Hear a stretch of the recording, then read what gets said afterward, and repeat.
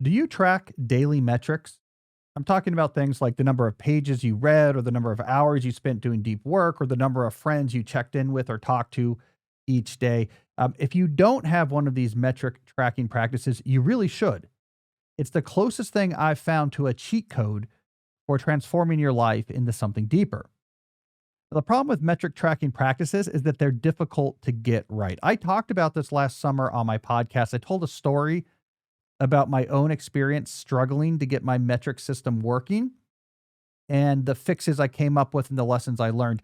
Anyways, that discussion really resonated with a lot of my viewers and listeners. So what I want to do here is play that clip. This is from last summer. It's me talking about my struggles with getting my metric tracking practice working, how I fixed it, and what lessons you can take to get this powerful tool working in your life as well. You're going to like it. Check it out. All right, Jesse, I got to tell you about what happened to me when I got back from my nearly month up in New England. You know, and our listeners know that I'm a fan of metrics.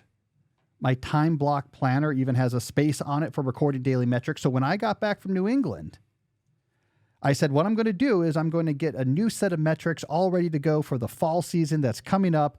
Let's go. What's important in my life? What am I focusing on? What are my goals? I wrote out the metrics. I printed them out. I taped them.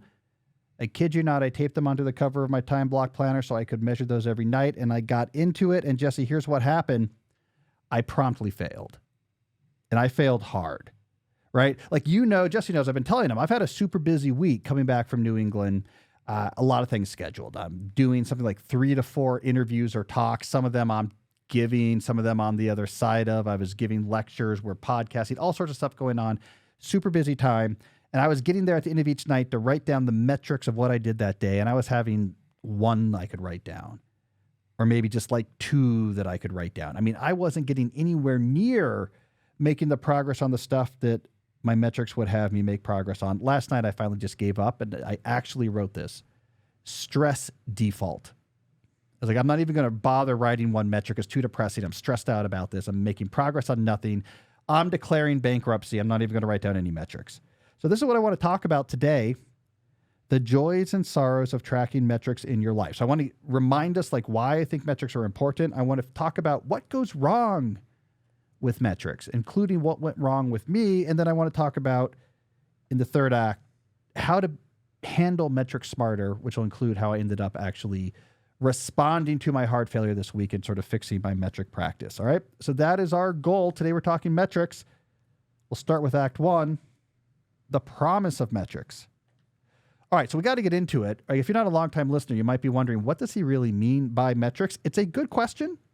These can mean multiple different things. So if a lot of people, like the quantified life type people out there, for them, metrics mean just gathering data about your day that you will then later look back at for trends. All right, so health type stuff, health biomarkers, maybe wear a Whoop strap, and it's whatever you do, you're going to collect this data and you're going to look at it for trends. It doesn't have to be health. Jesse, remember we had David Duane on, what was that, like a couple months ago? Yeah. Yeah, he talked about he was tracking every day just how happy he was, like how good of a day it is. So that's what some people think about with metrics, right? It's not what I mean. When I talk about metrics, what I mean about is short little coded sequences of letters that you use to track whether or not you did certain things or to what degree you did them. So it's not gathering data to analyze, it's tracking action. So here are some sample metrics. These are of the binary nature. You either did them or not. I exercised or not. I stretched or not. I spent one-on-one time with, one of my kids today or not. I practiced my guitar, right? Those are sample things you could have metrics for. It's things you either did or you didn't, and you have something you can write down to indicate that you did. Some metrics are quantitative. So it's not just did I do it or not, but to what degree. So for example, a step count. Here's how many steps I took today, where you presumably maybe have some sort of minimum you're hoping to beat. Maybe the number of pages you read in a book is something else you might track. So it's not just did I read or not, but how much did I read? And maybe you have a goal of how much reading you want to try to get to most nights, but maybe sometimes you even go farther. The goal with this style of metrics is to stay on track with the things that you care about. All right?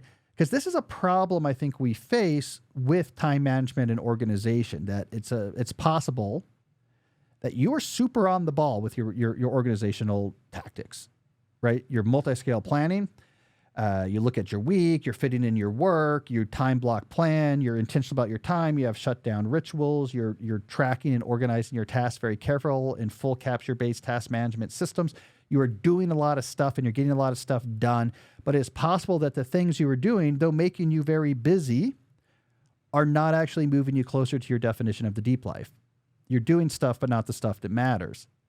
This is where metrics can be very helpful because you run whatever time management organizational systems you want. But at the end of the day, you said, did I make progress on the things that really matter to me? And knowing that you'll be recording this day after day really influences the way that you go about your day. And you start putting aside time. This is the theory. You start putting aside time for these things to make sure that you can mark it off on your metric tracking. It's a way of continually nudging your activity towards things that matter. This was a big breakthrough for me when my own practices. I got very organized. I've long been very organized. I'm good at managing my time. I'm good at keeping up at work and seeing what's due when and making sure that I started early enough. But I was falling behind. I found this in my life. I was falling behind on things I mattered. I'm not reading as much as I should be reading. I'm not spending time, with these people that's important to me. I'm not spending enough time with them. I'm not prioritizing this. I'm busy, but not doing the things that matter. Metrics made a big difference to me. That's why I include them in my time block planner. I talk about them in multiple of my books. I've talked about them. So that's what I talk about when I'm talking about metrics. So again, you would have for each of these things a short code. So did I exercise or not? If I did, I write down EX in the metric tracking block, my time block planner. Did I stretch? If I did, maybe I'll write STR. That's my code. One-on-one time with kid. Step count, S:number for step count, right? And I actually will, this is what I said earlier, and I was like, I planned out my metrics for the fall. I actually have those codes written out. I tape them on my planner. Here's the codes I'm using to keep track of this stuff. So it's a good idea. I think if you care about the deep life and not just being productive, it matters. But I failed. I had a really hard week and I sort of gave up temporarily on my metrics. Why did I fail? This brings us to Act 2, when metrics go awry. So there's 4 main problems people have with my style of activity tracking metrics. There's one big one, which I think is the most important. It's the one that really I had issues with. I'll do that one last. Let me get with the 3 smaller ones first because these also pop up a lot as well. Vagueness is a big issue with metric tracking, right? You have a thing you're tracking with a metric that is so vague that either everything counts or nothing counts. It could be either thing. Like, for example, you might have written down, like, I connect with my daughter. I mean, what does that mean? What does it take to actually write down the code for that on your daily metric tracking? Does it count if you high-fived her in the hallway? Or does it require like you went to a father-daughter dance and, shared a milkshake in a heartfelt conversation before you're allowed to mark it down? It's too vague. That's not specific enough. So that's a problem a lot of people have is they're too vague. And then they're like, I don't even know what I could either put this metric down every day. I never put it down. I don't know. And you kind of give up on it. The other side is it's specific, but it's impossible. That you just put something down that it's not really something that on an average day you're likely to get to. You put down like, I want to bike 100 miles a day. That'd be great. And you're like, that takes a long time. It takes many hours to bike 100 hours. I don't normally have enough time to bike 100 miles every day. This is basically an almost always impossible to achieve metric, right? So you're unrealistic in the difficulty or time consumption of a singular metric. That's another big problem. Spreadsheet syndrome is a third one. Then instead of just having a simple code you jot down, like in something like a time block planner, you start putting into the spreadsheets. We know these type of people. I got to put the data into the whatever so that I can have the pie chart, and the pie chart's going to dynamically alter, and it's going to be really nicely color-coded. I made it a 3D pie chart, and I adjusted what the drop shadow is so it looks really good, and I'm looking for the pie chart to change. That's all friction, and it's going to eventually get annoying enough that it's been a hard day, and you're tired, and you don't want to open up Microsoft Excel for 15 minutes, and you stop metric tracking. This is why I'm a big fan, and you should just have some couple letters, you jot them down, takes 10 seconds, and your metric tracking is done. So spreadsheet syndrome is another problem. But the biggest problem of all with metric tracking practices, and this is what really stung me this week, going with an inventory of what's important to you as opposed to a realistic plan for what you want to do on a regular basis. These are not the same thing. So if you sit down, you say, okay, I want to list out what's important to me, and then I'll have a metric related to each of those things. Now you don't want to leave things out. You're trying to list things that are important to you. They're like, well, I don't want to leave this part of my life is important to me. That better be on the list. Otherwise, I'm signaling to myself it's not. Well, this thing over here is very important to me. I should put that on the list too. I need a metric for that. And before you know it, your list of metrics you're tracking is an inventory of everything that's important to you. And the possibility for you to actually make progress on that many things on a regular basis is basically impossible. It's just too many things you want to make progress on. That's what happened to me. I went through an exercise when I was up in New England where I checked back in, as I do most summers after my birthday, about what are the areas of my life that are important to me? What am I trying to do with them right now? And I listed out all these different areas. There are 6 different areas. I ended up with actually many more than 6 metrics because I had at least one metric for each of those 6 areas. But for the one related to health, I actually track 4 metrics for my health. It's exercise, stretching, step count, and then there's like a food and diet, sort of like quality of the food I eat sort of thing. So it's 10 metrics. It was just too many. I mean, I've been busy. I had a busy calendar, and I was like, I can't make progress on 10 things. In fact, I could do maybe 1 or 2 of these things, maybe, and I was super stressed having so many things I wasn't writing down, because what I had really done was inventoried everything that was important to me, as opposed to saying, here is a reasonable mix of things I could make progress on most days that would be important to me. So that's probably the number one problem. It was my problem as well. So how do we fix this? What's a smarter way to approach activity tracking metrics? Well, that brings us to Act 3, making metrics work.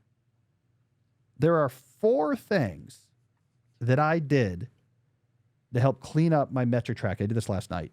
I wrote this all out after I get the stress default. I was like, okay, I got to fix this. And these, I think, are the main 4 tools you have to make activity-based metric tracking actually be sustainable. Number 1, you can consider doing multiple choice metrics. So what that means is you have multiple things that are important to you, but it's unreasonable perhaps to make progress on all of those things every day. It would be a real laundry list. What you do instead is you have a multiple choice approach to it, where you might say, for example, here's 5 things that are important to me. I have a metric code for each. I want to try to do 1 of these per day. So my goal is each day to write down 1 of these metric codes. If I can get to like 1 of these things each day, give it a little bit of effort, I'll consider that a success. So now you get more reasonable. You can have more areas you care about, but you're not trying to unreasonably make progress on everything every day. Autopilot scheduling makes a huge difference as well. So many different metrics. If you're going to succeed in actually doing that activity every day, it has to be integrated into your schedule in a way that you don't have to think about it. We're used to this with exercise. This is how I handle exercise. When we're out of the summer and during a normal semester, I know when I do my exercise. My wife knows when I do my exercise. It's part of my schedule. This is just when I do my exercise. So it's a regular part of my schedule. It's what we call autopilot scheduling. That makes sure it gets done. If I instead just started each day and said, I'm going to try to find time, 45 minutes at some point today, to exercise, what's my hit rate going to be? 20% of days I happen to have enough time and enough energy to do it. So the more things you can actually find a regular time and day to do it, so an autopilot schedule, the more successful that'll be. So your metrics should have a lot of autopilot scheduling going on. You really shouldn't have 4 or 5 things that you want to make progress on every day that have no fixed time that you always do in your schedule. No, like I meditate when I first wake up. I work out right before dinner. You do not want a lot of things that aren't autopiloted scheduled. The third thing to do to make metrics work is to eliminate, combine, and simplify it. Just say, hey, look, there's a lot of things. I can't work on all of these things. I want a good sampling of things that matter to me that I want to do regularly. And the other stuff, I will try to make progress on it at maybe a bigger time scale. If you're a multi-scale planner, you can make progress on it like at the strategic plan schedule or the weekly scale. Like, hey, do I have a day today that I could go like see my brother who lives nearby and we can like get together and have lunch? Like, okay, I do this week. I didn't last week, but I do this week, right? And maybe that's the right scale to be working on that thing that's important to you. So you might want to simplify or eliminate the stuff that you really are trying to track every day. That doesn't have to be everything that's important to you. Doesn't have to have progress made at that scale. Combining means you might find a way to make progress on multiple things to report it in one step, right? It's like walking my dog also gets me steps, and I always call my mom when I do it, right? And now you have like one activity that's handling multiple steps. Or you want to have like a hobby that's important to you, but you want to spend time with your kids. Oh, why don't we come up with something that I do with my kids? It's like a joint hobby. So you can do combining as well. The final thing is probably the most important is go sequential and slow down. I can't do all these things at the same time. Okay, I mean, I want to hypothetically like learn to play guitar, and I want to speak Spanish, and I want to learn how to program a computer, and like these three things I think would make my life richer. To try to make progress on all three of those things every day is crazy. To even try to do multiple choice on those three things is kind of crazy. Like, well, I want to work on one of these each day, and you're switching back and forth between these things. It's, this could be like way overkill. So maybe what you say instead is like, let's just slow down. That's a slow productivity tactic. I'm working on Spanish right now. I'm just going to do that for the next 4 months or 6 months.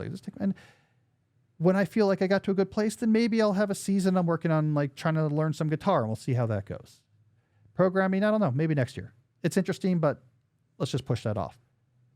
Take your time. Life is long. Sequential. I'll do this. When it's done, I'll work on something else. So not trying to necessarily have everything that's important to you be active all at the same time. All right. So that's basically what I've done. My new metrics, I have a big multiple choice that makes things much simpler. I eliminated some things that I was tracking. I'm going sequential on some other things. Like, okay, let me just work on this now. This other thing I'll work on in a different season. I moderated, Jesse. My goal was to spend about 30 hours a week on my Halloween decorations, and I moderated. That's now 27 and a half hours a week because 30 hours was just a little bit too much. So 27 and a half hours a week on my Halloween decorations. But anyways, there we go. So metrics are important, the right type of metrics. It really helps make sure that you're not just organized, but you're organized towards stuff that matters. But don't beat yourself up if you struggle with metrics, because I kind of like invented this approach and I still completely screwed up last week. And then I had to remember my own medicine. All right, let's get reasonable here. It's a process. And also, hey, the fact that I had turned these off while I was away, like that also is a thing. I was up in New England for a month. It's like, I don't want to track metrics every day. I come and I go, right? Like, this is all real talk. It's a useful tool. You're not running all the time. You're going to get it wrong. And it's something that you keep working on over time. So hopefully you have some sort of metric tracking going, but you're not being too hard on yourself about getting it just right or having a Herculean collection of metrics that you're trying to do.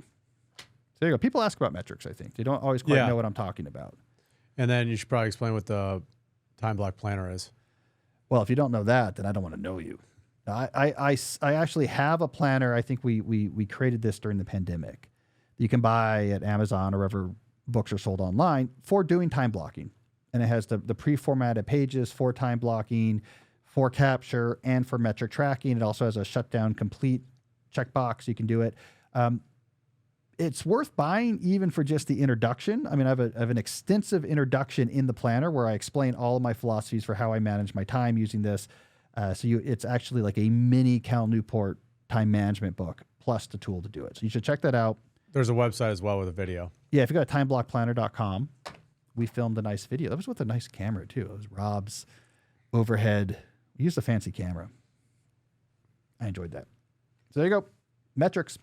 Hey, if you like this video, I think you'll really like this one as well. Check it out.